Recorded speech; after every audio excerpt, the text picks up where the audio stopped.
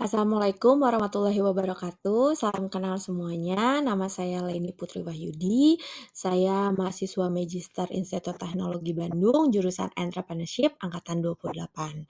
Pada kesempatan kali ini saya akan membuat video tutorial untuk modul inventory pada aplikasi Udu 18. Video ini dibuat untuk memenuhi ujian akhir semester dari mata kuliah Operational and Supply Chain Management. Saya merupakan anggota kelompok satu yang akan membuat simulasi perusahaan e-commerce bernama PT Bunga Raya Sejahtera. PT Bunga Raya Sejahtera ini adalah perusahaan bunga yang berfokus pada penyediaan berbagai jenis bunga segar dan bunga kering untuk kebutuhan bisnis decorator, event organizer, dan juga florist. Dengan jaringan distribusi yang kuat dan komitmen terhadap kualitas, PT Bunga Raya Sejahtera selalu memastikan bunga yang dikirim berada dalam kondisi terbaik. Dan PT Bunga Raya Sejahtera ini menggunakan aplikasi Udu 18 dalam mengelola perusahaan dan juga menjual produk bunganya melalui website e-commerce yang membuat semua proses bisnisnya menjadi mudah dan cepat. Sistem inventory dari aplikasi Udu 18 ini memiliki banyak kelebihan ya. Di antaranya adalah cepat, tepat, dan akurat karena semua perpindahan barang akan terlacak. Juga semua sistem diotomatisasi penuh sehingga tidak terjadi kekurangan stok, dan semua modul baik itu purchase, sales, accounting, dan juga inventory akan fully integrated sehingga semua data tidak dapat dimanipulasi dan mengurangi terjadinya human error. Pada modul inventory perusahaan PT Bunga Raya Sejahtera ini, saya membuat 9 fitur wajib dan menambahkan beberapa fitur yang saya rasa relevan dengan perusahaan PT Bunga Raya Sejahtera. Dalam membuat dan menjalankan fitur modul inventory pada aplikasi Udu milik PT Perusahaan Bunga Raya Sejahtera akan dijalankan oleh Leni Putri Wahyudi sebagai admin daripada inventory. Fitur yang pertama adalah membuat warehouse baru, di mana PT Bunga Raya Sejahtera ini sudah memiliki warehouse utama di BSD Tangerang Selatan. Tapi karena ada permintaan yang sangat tinggi di Jakarta Selatan, selaku daerah yang memiliki pusat daripada kegiatan event yang cukup banyak gitu, maka PT Bunga Raya Sejahtera membuat warehouse baru di Jakarta Selatan agar alur logistik lebih mudah dan lebih cepat. Nah, pada warehouse BSD sendiri ini diatur sebuah shipment incoming-nya itu tipe 1 dan outgoing-nya tipe 3. Sedangkan pada warehouse Jakarta memakai pengaturan shipment incoming tipe 3 dan outgoing-nya tipe 1. Untuk membuat warehouse baru, kita dapat mengklik konfigurasi dan memilih menu warehouse. Dan karena PT Bunga Raya Sejahtera telah memiliki warehouse utama di BSD, jadi kita tinggal mengganti nama saja ini ya, menjadi Flow Warehouse BSD dengan shipment yang sudah saya sebutkan tadi. Lalu kemudian kita akan membuat warehouse baru untuk Warehouse Jakarta Selatan. Klik New lalu mengganti nama Flow Warehouse Jakarta Selatan dengan shipment yang sudah saya sebutkan tadi juga. Oke, selanjutnya adalah kita akan membuat lokasi baru di dalam setiap warehouse. Jadi di dalam warehouse yang dimiliki PT Bunga Raya Sejahtera, baik yang di BSD maupun yang di Jakarta Selatan, itu akan dibuat 2 lokasi penyimpanan yang berbeda, di mana kita akan membuat cold storage untuk bunga segar dan bunga filler, dan juga dry storage untuk bunga kering. Untuk membuat lokasi baru, kita dapat mengklik konfigurasi dan masuk ke menu location. Di sana kita bisa mengklik new location dan kita bisa memasukkan nama sesuai dengan ketentuan di sini. Kita akan membuat cold storage dulu dengan parent location-nya adalah BSD stock. Kemudian kita juga akan membuat dry storage di warehouse yang sama yaitu BSD, dan kemudian kita akan mengulangi prosesnya untuk warehouse Jakarta Selatan. Selanjutnya, kita akan membuat put away strategy, di mana ini adalah sebuah aturan yang akan mendeteksi dan meneruskan produk tertentu ke warehouse atau location lain jika telah sampai pada warehouse yang telah dipilih gitu. Nah, pada perusahaan PT Bunga Raya Sejahtera, ini akan saya buat put away strateginya di mana setiap barang yang diterima di BSD Stok maupun di Jakarta Stok itu akan langsung diteruskan ke gudang yang sesuai dengan kategori produknya gitu. Untuk kategori bunga segar dan bunga filler ini akan langsung dipindahkan ke cold storage, sedangkan untuk kategori bunga kering akan langsung dipindahkan ke dry storage. Baik, langsung saja kita buat put away strateginya. Di sini pada saat barang diterima di BSD Stock, maka kita membedakan kategori bunga segar, lalu kita masukkan ke cold storage. Begitu juga dengan bunga filler akan dimasukkan ke cold storage juga, sedangkan bunga kering akan dimasukkan ke dry storage. Ini kita akan buat juga untuk warehouse Jakarta Selatan ya teman-teman.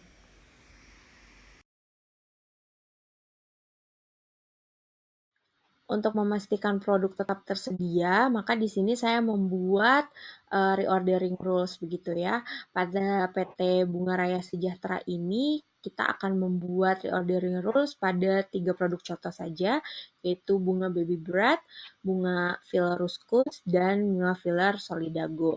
Dengan ketentuan minimum kuantitinya adalah 50 tangkai dan maksimum kuantitinya adalah 200 tangkai. Jadi apabila di sistem telah membaca bahwa stoknya ini kurang daripada 50, maka kemudian sistem akan membuat secara otomatis gitu ya order kepada supplier pada ketiga buah produk ini gitu. Kita dapat membuat reordering rules pada menu konfigurasi.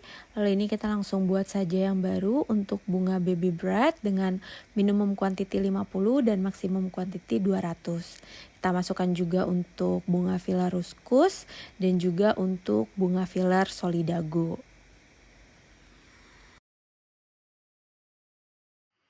Selanjutnya, saya akan membuat tracking by lots ya. Jadi semua pesanan produk yang diterima oleh PT Bunga Raya Sejahtera ini akan diberikan nomor seri.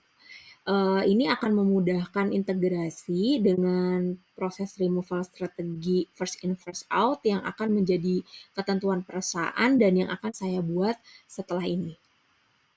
Untuk mengubah pengaturan tracking by lot, kita dapat membuka produk yang dipilih, lalu kita buka bagian inventory, dan di situ ada untuk traceability-nya, bisa kita ganti menjadi by lot.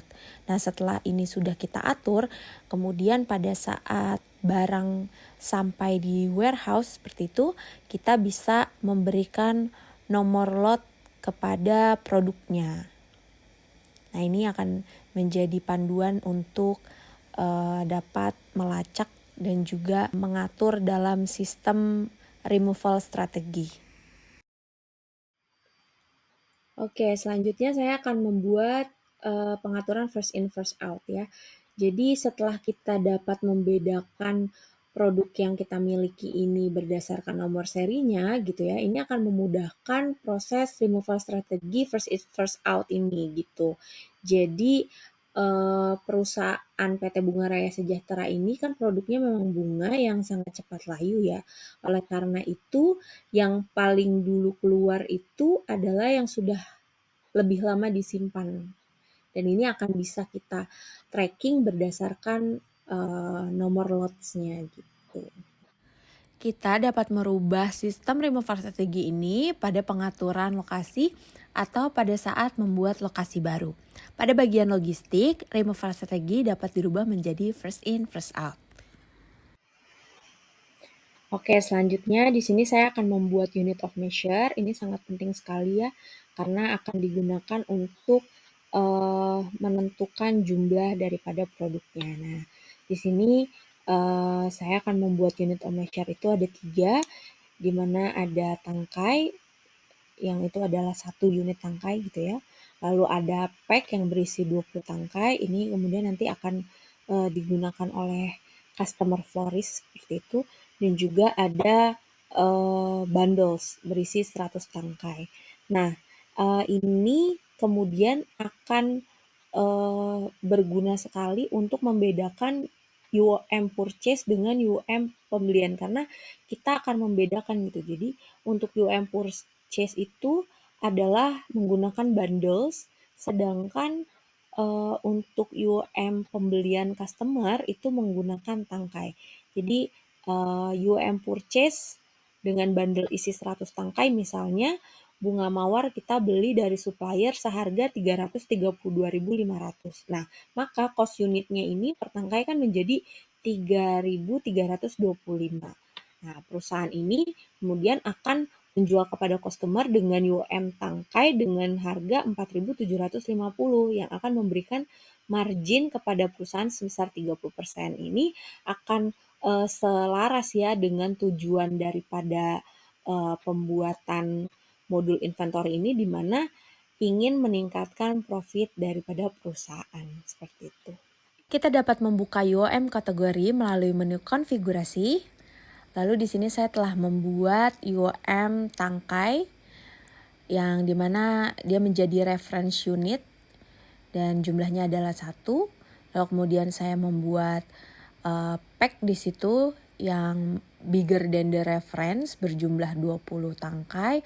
Kemudian saya membuat yang baru itu bundles bigger than the reference juga dan jumlahnya 100 tangkai.